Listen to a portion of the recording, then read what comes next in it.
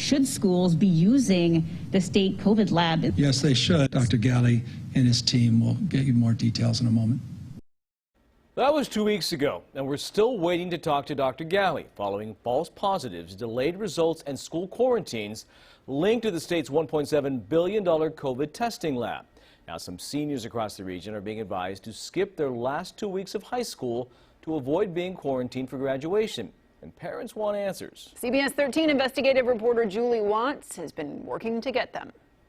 In the wake of all of this, our kids are suffering. From parents to school district superintendents. Our positivity rate has increased over 1,000% with the state lab. To heartbroken quarantine kids. This COVID just keeps taking stuff away from us, you know? As we've reported, the impact of problems at the state's COVID testing lab are still being felt statewide. In April, there were the delayed test results that forced some schools to cancel games and others to quarantine entire teams due to a positive player on the field. Lab management blamed routine maintenance for the delays, and the state took their word for it. But we obtained emails between lab management discussing a contamination issue that halted production that week. If there was a contamination, then everybody should know that there was a contamination. It's the cover-up that's the problem, right? The next week, a Southern California school district reported an unprecedented number of false positives from the state lab, later confirmed by LA County Health.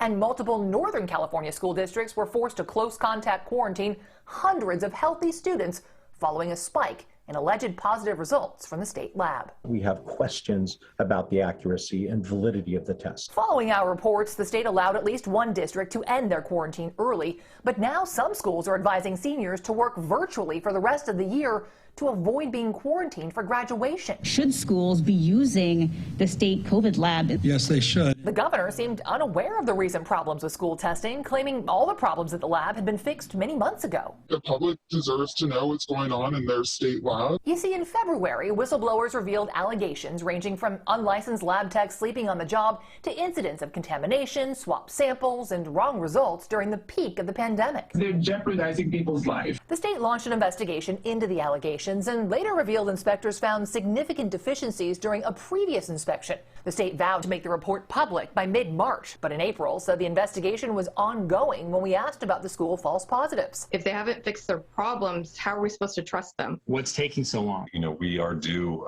an explanation. And we've been working hard to get one.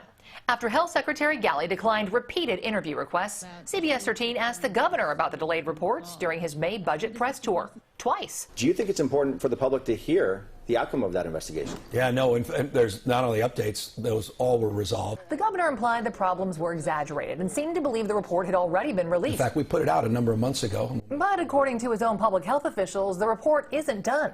So we followed up again the next day. And again, we were promised answers. Dr. Ghaly and his team will get you more details in a moment.